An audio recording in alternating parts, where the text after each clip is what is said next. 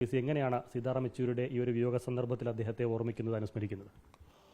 ഇന്ത്യയിലെ പ്രതിപക്ഷ ഐക്യത്തിൻ്റെ മുഖ്യ ശില്പികളിൽ ഒരാൾ, മുഖ്യ ശില്പി എന്ന് തന്നെ ഞാൻ പറയും. സ്വന്തം പാർട്ടിയുടെ സ്വാധീനത്തെക്കാളപ്പുറത്ത് ഇന്ത്യയിലെ എല്ലാ പ്രതിപക്ഷ നേതാക്കന്മാരുമായുള്ള വ്യക്തിപരമായ സൗഹൃദം വെച്ച് ഇന്ത്യയിൽ മോഡിക്ക് ഒറ്റയ്ക്ക് ഭൂരിപക്ഷം നിഷേധിച്ച ഈ കഴിഞ്ഞ തെരഞ്ഞെടുപ്പിലെ ആ വിജയത്തിൻ്റെ ശില്പി അല്ലെങ്കിൽ ഐക്യത്തിൻ്റെ ശില്പിയായിരുന്നു ശ്രീ സീതാറാം യെച്ചൂരി എന്ന് നിസ്സംശയം പറയാം. കഴിഞ്ഞ അരനൂറ്റാണ്ട് കാലം അദ്ദേഹം ഡൽഹിയുടെ രാഷ്ട്രീയ വൃത്തങ്ങളിൽ ഏറ്റവും അറിയപ്പെട്ടിരുന്ന ഒരാളാണ്. ബാലനായ യെച്ചൂരിയെ ബാസവ പുന്നയ്യ, യെച്ചൂരിയുടെ അമ്മ ബാസവ പുന്നയ്യയെ കൊണ്ട് ഏൽപ്പിച്ച കഥ എന്നോട് യെച്ചൂരി പറഞ്ഞിട്ടുണ്ട്. സെൻട്രൽ ഹാളിൽ എവിടെ യെച്ചൂരിയെ കണ്ടാലും അവിടെ പ്രവർത്തകർ, മറ്റ് പാർട്ടിയിലെ ആളുകളും പത്രക്കാരും ഒന്നിച്ചു കൂടുക സ്വാഭാവികമായിരുന്നു. വളരെ അസാധാരണമായ ഒരു വ്യക്തി സൗഹൃദമാണ് ഞാൻ യെച്ചൂരിയുമായി സൂക്ഷിച്ചിരുന്നത്. അദ്ദേഹത്തിൻ്റെ പാർട്ടി എടുത്തുക്കുന്ന നീക്കങ്ങളും നയങ്ങളും അത് പാലിക്കുമ്പോൾ തന്നെ രാഷ്ട്രീയത്തിൽ സ്വീകരിക്കേണ്ട പ്രായോഗിക രാഷ്ട്രീയ സമീപനം അത് സ്വീകരിക്കുന്നതിൽ പ്രായത്തേക്കാൾ കവിഞ്ഞ പക്വത എന്നും യെച്ചൂരി വെച്ചു പുലർത്തിയിരുന്നു. ഞാനിന്നും ഓർക്കുന്നൊരു സംഭവമുണ്ട്. അത് ഞാൻ ഇന്ത്യൻ നാഷണൽ കോൺഗ്രസിൻ്റെ ഡൽഹി സംസ്ഥാനത്തിൻ്റെ ചുമതലക്കാരനായിരിക്കുമ്പോൾ അന്ന് യെച്ചൂരി എന്നോട് പറഞ്ഞു, ഈ തലസ്ഥാനത്തെ 7 സീറ്റുകളും BJP കൊണ്ടുപോകും, അതുകൊണ്ട് ചാക്കോയുടെ നേതൃത്വത്തിൽ തന്നെ ആം ആദ്മി പാർട്ടിയുമായിട്ട് ഒരു സഖ്യമുണ്ടാക്കിക്കൂടെ? ആം ആദ്മിയുമായ ഒരു സഖ്യമുണ്ടാക്കി ആ സഖ്യം എൻ്റെ പാർട്ടി നേതാക്കന്മാർ തിരസ്കരിച്ചപ്പോഴാണ് ഞാൻ വാസ്തവത്തിൽ വല്ലാതെ നിരാശനായി പാർട്ടി വിടേണ്ടി വന്നൊരു സാഹചര്യം പോലും. ഈ എല്ലാ നീക്കങ്ങളും യെച്ചൂരിക്കറിയാമായിരുന്നു. ഞങ്ങൾ ദൈനംദിനമെന്നോണം കാര്യങ്ങൾ പരസ്പരം സംസാരിക്കുന്ന ആളായിരുന്നു. ഒന്ന്, അദ്ദേഹത്തിൻ്റെ വ്യക്തിപരമായ ഒരു സൗഹൃദം, അതെല്ലാവരോടും, അത് കൃത്രിമമല്ല.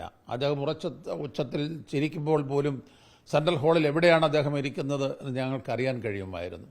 അത്ര നല്ല ഒരു സുഹൃത്ത്. ഞാൻ AKG സെൻട്രലിൽ യെച്ചൂരിയുടെ ഓഫീസിൽ പലപ്പോഴും പോയിട്ടുണ്ട്. കക്ഷി രാഷ്ട്രീയത്തിൻ്റെ അഭിപ്രായ വ്യത്യാസങ്ങളൊന്നുമില്ലാതെ ഒരു ബാല്യകാല സുഹൃത്തിനെ പോലെ ഒന്നിച്ച് സംസാരിക്കാൻ കഴിയുന്ന ഒരു ഹൃദയബന്ധം ഞങ്ങൾക്കുണ്ടായിരുന്നു. പിന്നെ ഇന്നത്തെ ഇന്ത്യയിൽ മതേതരത്വത്തിന് വളരെ വലിയ വെല്ലുവിളി നേരിടുന്ന ഒരു കാലഘട്ടമാണ്. മൗലികവാദികളും അതുപോലെ തന്നെ ഇവിടെ മത സൗഹാർദ്ദത്തിന് എതിരായി കലാപങ്ങൾ അഴിച്ചുവിടുന്നവർ ഭരണത്തിലെത്തുകയും ഒക്കെ ചെയ്യുന്ന ഒരു ഇന്ത്യയിൽ, UP-യിലും അതുപോലെ തന്നെ പല സംസ്ഥാനങ്ങളിലും നടക്കുന്ന സാഹചര്യങ്ങൾ, ആ സാഹചര്യങ്ങളിൽ അതിനെതിരായി അതിതീവ്രമായി പ്രതികരിക്കാൻ കഴിയുന്ന യെച്ചൂരിയുടെ ഒരു രാഷ്ട്രീയ പക്വത എന്നെ ഏറെ ആകർഷിച്ചിട്ടുണ്ട്. എവിടെ എന്ത് പ്രശ്നമുണ്ടായിരുന്നാലും അവിടെ ഓടിയെത്താൻ അദ്ദേഹം ശ്രദ്ധിച്ചിരുന്നു. അതുപോലെ തന്നെ വ്യക്തിപരമായ ബന്ധം, അദ്ദേഹം വെച്ചു പുലർത്തിയിരുന്ന ബന്ധം ഇന്ത്യയിൽ ശ്രീമതി പശ്ചിമ ബംഗാളിലെ മുഖ്യമന്ത്രി മമതാ ബാനർജിയും മാർക്സിസ്റ്റ് പാർട്ടിയുമായി ബദ്ധശത്രുക്കളായിരുന്നു. പക്ഷേ മമതയുമായി പോലും നല്ല വ്യക്തിബന്ധം ശ്രീ യെച്ചൂരിക്കുണ്ടായിരുന്നു.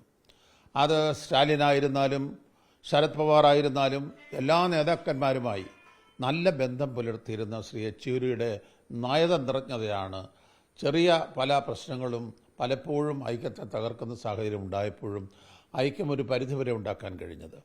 ഒരു 100% ഐക്യം യെച്ചൂരി ആഗ്രഹിച്ചതുപോലെ ഉണ്ടായിരുന്നു എന്ന് വരികിൽ ഇന്ന് ഇന്ത്യയിൽ മറ്റൊരു ഗവൺമെൻറ് ഉണ്ടാകുമായിരുന്നു.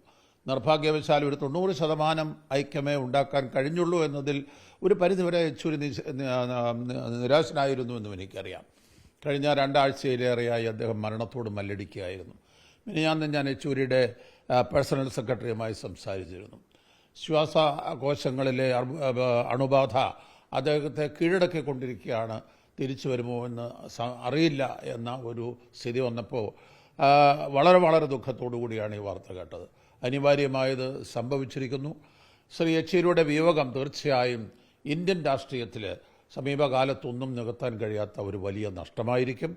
എല്ലാവരോടും ബന്ധമുള്ള വ്യത്യസ്ത ആദർശങ്ങളും ആശയ സംഹിതകളും പുലർത്തുന്ന ഇന്ത്യയിലെ നേതാക്കന്മാർ, ഇന്ത്യയിലെ എല്ലാ സംസ്ഥാനങ്ങളിലും വന്നിട്ടുള്ള നേതാക്കന്മാരെ ടെലിഫോണിലൂടെ ബന്ധപ്പെടാനും രാഷ്ട്രീയം സംസാരിക്കാനും കഴിയുമായിരുന്ന ഒരാളിൻ്റെ വിയോഗമാണ് ഇന്ത്യയിലെ പ്രതിപക്ഷങ്ങൾ വരാൻ പോകുന്ന ദിവസങ്ങളിൽ അനുഭവിക്കാൻ പോകുന്നത്.